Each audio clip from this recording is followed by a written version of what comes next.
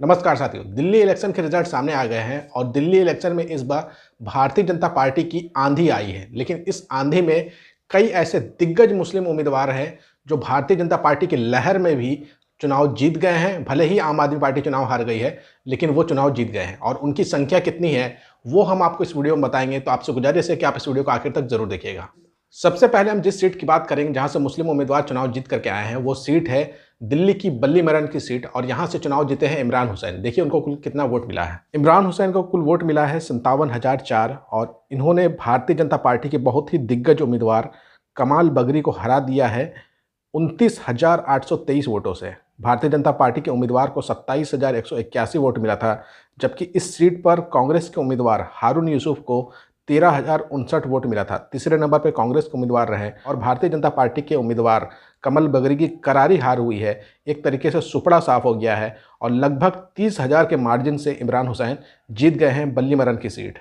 अब हम बात करेंगे दूसरी वो सीट जहां से मुस्लिम उम्मीदवार ने चुनाव जीता है और ये सीट काफ़ी ज़्यादा चर्चा में बनी हुई थी, क्योंकि इस सीट से आम आदमी पार्टी के सबसे बड़े मुस्लिम चेहरे अमानतुल्लाह खान चुनाव लड़ रहे थे और इसी सीट से ऑल इंडिया मजलिस इत्तेहादुल मुस्लिमीन ने भी अपना प्रत्याशी दिया था। और यहाँ पर कांटे की लड़ाई देखने को मिली है ऑल इंडिया मजलिस इत्तेहादुल मुस्लिमीन, भारतीय जनता पार्टी और आम आदमी पार्टी के बीच में। इस सीट पर क्या हुआ है आप अपनी स्क्रीन पर देखिए।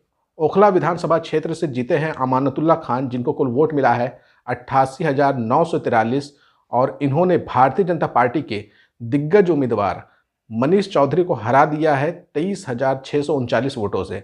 एक वक्त था कि यहाँ पर ऑल इंडिया मजलिस इत्तेहादुल मुस्लिमीन सिफाउर रहमान और अमानतुल्लाह खान के बीच में कांटे की लड़ाई देखने को मिली थी और सिफाउर रहमान कुछ समय के लिए आगे भी निकल गए थे, लेकिन बाद में पासा पलटा और अमानतुल्लाह खान ने बड़ी लीड ली। न सिर्फ सिफाउर रहमान को पीछे छोड़े बल्कि मनीष चौधरी को भी पीछे छोड़े, जो कि भारतीय जनता पार्टी के उम्मीदवार थे, और 23,639 की लीड के साथ अमानतुल्लाह खान तीसरी बार ओखला की सीट जीत गए हैं।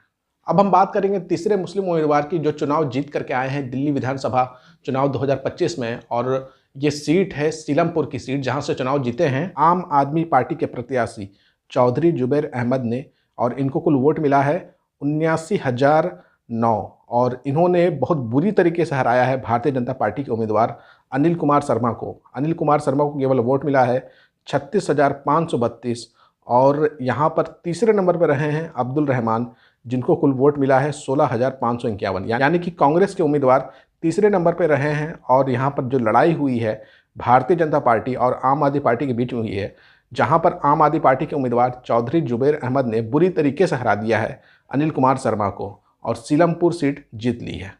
इसके अलावा जो चौथे मुस्लिम उम्मीदवार हैं जो चुनाव जीत करके आए हैं भारतीय जनता पार्टी की लहर में, भारतीय जनता पार्टी की सुनामी में जो दिल्ली में चला है, और वो उम्मीदवार चुनाव जीते हैं मटिया महल की सीट से। और देखिए इनको कुल कितना वोट मिला है। मटिया महल विधानसभा सीट पर आम आदमी पार्टी के उम्मीदवार थे आले मोहम्मद इकबाल, जिनको कुल वोट मिला है 58,120 और इन्होंने भारतीय जनता पार्टी की एक महिला उम्मीदवार को बहुत ही बुरी तरीके से हराया है, जिनका नाम है दीप्ति इंदौरा, जिनको कुल वोट मिला था 15,396। और तीसरे नंबर पर यहाँ पर कांग्रेस के प्रत्याशी रहे थे असीम अहमद खान, जिनको मिला था 10,295 वोट। यानी कि भारतीय जनता पार्टी के उम्मीदवार दीप्ति इंदौरा को बुरी तरीके से हरा दिया है आले मोहम्मद इकबाल ने। दीप्ति इंदौरा कभी भी लड़ाई में ही नहीं रही बल्कि बहुत ही बुरी तरीके से हारी हैं और मुस्लिम कैंडिडेट में सबसे बड़ी अगर जीत किसी की है तो वो आले मोहम्मद इकबाल की है दिल्ली के अंदर में, जिन्होंने 42,724 वोट ऑफ मार्जिन से भारतीय जनता पार्टी के उम्मीदवार को हराया। ना सिर्फ हराया बल्कि सबसे बड़ी जीत मुस्लिम उम्मीदवारों में अपनी बनाई है, जिसने सबसे ज़्यादा वोटों से किसी भारतीय जनता पार्टी के उम्मीदवार को हराया है। इसके अलावा हम बात करेंगे पांचवी विधानसभा क्षेत्र जहां से मुस्लिम उम्मीदवार चुनाव जीत सकता है। जी हाँ, यहाँ पर मुस्लिम उम्मीदवार चुनाव हार गया है और ये मुस्लिम बहुल सीट थी। ये सीट थी मुस्तफ़ाबाद की और यहाँ से भारतीय जनता पार्टी का उम्मीदवार चुनाव जीत गया है। और वो क्यों चुनाव जीता है उसका बड़ा कारण ये रहा है कि आम आदमी पार्टी और मजलिस इत्तेहादुल मुस्लिमीन के बीच में कांटे की लड़ाई हो गई और इन दोनों की लड़ाई में भारतीय जनता पार्टी ने यहाँ से फ़ायदा उठा लिया है। मुस्तफ़ाबाद सीट से भारतीय जनता पार्टी के उम्मीदवार मोहन सिंह बिष्ट ने चुनाव जीता है और इनको कुल वोट मिला है 85,215 और इन्होंने आदिल अहमद खान, जो कि आम आदमी पार्टी के प्रत्याशी थे, उनको 17,578 वोटों से हरा दिया है।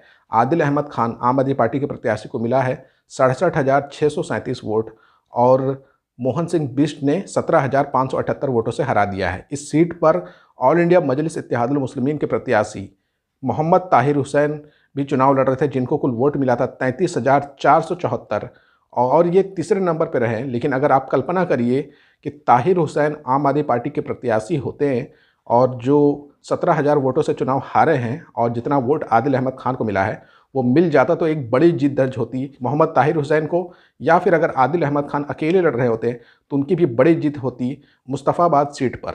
तो साथियों, इस बार दिल्ली विधानसभा में कुल 4 मुस्लिम प्रत्याशियों ने चुनाव जीता है। 5वां प्रत्याशी भी हो सकता था, लेकिन वो मुस्तफ़ाबाद की सीट हार गया।